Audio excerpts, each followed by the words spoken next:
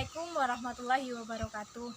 Sebelumnya, perkenalkan nama saya Martina Lestari, NIM A1D019082, mahasiswa Prodi Agroteknologi. Pertama-tama, saya akan menyebutkan dulu apa saja itu sifat fisika dan sifat biologi tanah. Untuk sifat fisika itu terdiri dari struktur tanah, tekstur tanah, permeabilitas tanah, konsistensi tanah, drainase tanah, dan ada sebagian lainnya. Dan untuk sifat biologi tanah itu berhubungan dengan aktivitas makhluk hidup atau organisme yang ada di dalam tanah. Untuk yang pertama, saya akan menjelaskan sedikit tentang sifat fisika dan biologi tanah, yaitu tanah pekarangan. Untuk yang pertama yaitu sifat fisika dan sifat biologi pada tanah pekarangan di sekitar rumah. Untuk sifat fisika bisa dilihat warna tanahnya itu warna coklat, dan untuk teksturnya itu adalah lempung berpasir, dikarenakan jika diraba memang terasa agak kasar. Dan untuk struktur tanahnya sendiri itu granular atau berbentuk butiran-butiran.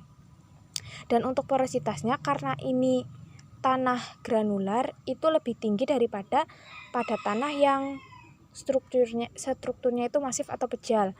Dan untuk pergerakan air itu cenderung menuju pusat gravitasi, dan kemungkinan terjadi limpasan itu sangat kecil karena struktur tanah ini tuh memiliki banyak pori-pori. Sifat biologi di mana sifat yang berhubungan dengan organisme yang ada di dalam tanah. Setelah saya melakukan penggalian kurang lebih 10 cm, saya menemukan organisme berupa cacing. Jadi bisa dikatakan kalau misalkan tanah ini tuh cukup subur.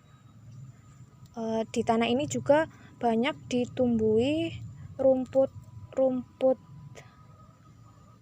Selain ditumbuhi oleh rumput, tanah pekarangan di sekitar rumah saya juga ditumbuhi beberapa jenis tumbuhan. Selain itu, tanah pekarangan di sekitar rumah saya biasanya juga dimanfaatkan untuk menanam beberapa jenis tumbuhan. Contohnya seperti ini. Oke, selanjutnya saya akan menjelaskan sedikit tentang sifat fisika dan sifat biologi pada tanah sawah. Selanjutnya untuk sifat fisik tanah sawah, untuk tekstur tanah sawah yaitu lempung berdebu, memang jika dirasakan ini terasa licin.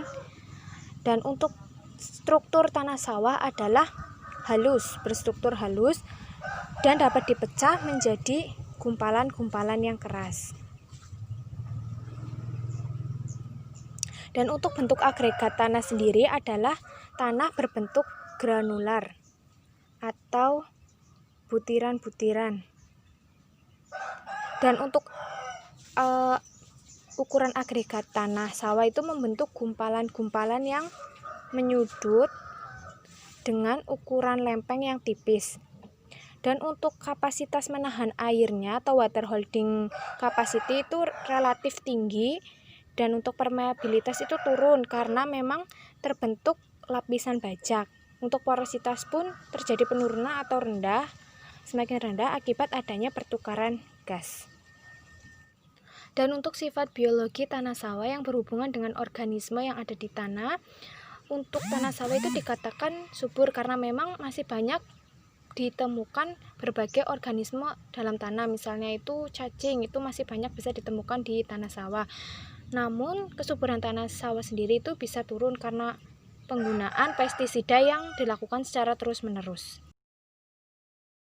Sebelumnya mohon maaf Pak mengganggu waktunya. Saya Martina Lestari dari Prodi Agroteknologi Universitas Sudirman. Di sini saya akan melakukan sedikit wawancara dengan Bapak mengenai tanah pertanian. Sebelumnya apakah Bapak bisa memperkenalkan diri? Nama saya Slamet Haryanto, alamat RT 1 RW 2 Desa Kalikudi. Pekerjaan saya petani. Apakah ada pekerjaan lain Pak selain petani? Saya pensiunan. Sebelumnya Bapak bekerja di mana ya? Bekerja di Dinas Pertanian Kabupaten Cilacap. Pak, terima kasih. Untuk pertanyaan pertama, sebelum melakukan penanaman padi, pastikan tanah sawah itu diolah. Nah, bagaimana cara Bapak untuk mengolah tanah pertanian Bapak? Pengolahan tanah kalau di desa Kalikudi ini khususnya itu semuanya dilakukan dengan menggunakan alat traktor, dan yang digunakan untuk menggunakan manusia, istilahnya manual, itu hanya pembuatan pematang sawah. Lainnya itu semuanya dikerjakan dengan menggunakan mesin traktor. Jadi di desa Kalikudi ini sudah semua peralatan pengolahan tanah sawah itu menggunakan mesin. Semuanya sudah menggunakan mesin.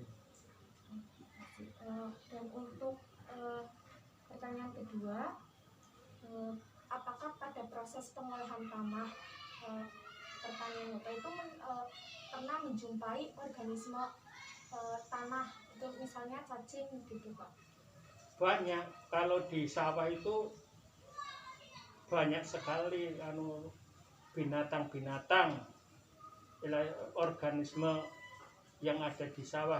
Contohnya belut, cacing, dan sebagainya, itu masih banyak. Oh iya Pak, dalam proses penanaman padi itu kan ada fasenya diberi pupuk. Nah, itu kapan sih waktu yang tepat untuk pemberian pupuk? Pemberian pupuk itu ada pemberian dasar, yaitu 0 tanam, kemudian umur 1 minggu sampai 15 hari, yang ketiga itu umur 21 sampai 30 hari. Jadi penggunaan pupuk itu ada yang 0 sebelum tanam, yaitu penggunaan pupuk organik. Kemudian 7 sampai 14 hari itu menggunakan pupuk kimia. Setelah melihat kondisi tanah yang ada di sawah Bapak, menurut Bapak apakah kondisi tanah tersebut itu dalam keadaan subur?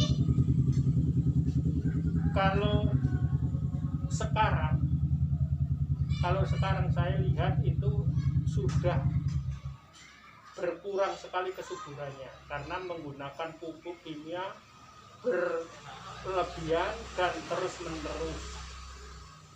Harusnya menggunakan yaitu penggunaan pupuk organik. Mungkin itu saja yang saya tanyakan. Mohon maaf apabila saya mengganggu waktu Bapak. Terima kasih banyak ya Pak. Ya, sama-sama. Dan saya juga mohon maaf. Oke, selanjutnya saya akan menjelaskan sedikit tentang sifat fisika dan sifat biologi pada tanah perkebunan. Untuk sifat fisika dan biologi pada tanah kebun itu kurang lebih sama dengan tanah pekarangan, di mana teksturnya itu lempung berpasir, dan untuk strukturnya adalah tanah granular, warnanya coklat, dan untuk pergerakan air itu cenderung menuju pusat gravitasi, dan kemungkinan limpasan itu sangat kecil karena memang struktur tanah itu memiliki banyak pori. Dan untuk sifat biologinya sendiri, tanah perkebunan ini itu cukup subur karena memang menurut pemiliknya pada saat pengolahan tanah itu masih banyak dijumpai organisme-organisme tanah berupa cacing. Dan untuk vegetasi atau tanaman yang ditanam di tanah ini itu terutama itu umbi-umbian seperti saat ini yaitu ketela dan atau biasanya ubi jalar. Sekian penjelasan singkat mengenai sifat fisika dan sifat biologi pada tanah, yaitu pada tanah pekarangan, tanah sawah, dan tanah perkebunan. Apabila ada kesalahan, saya mohon maaf. Wassalamualaikum warahmatullahi wabarakatuh.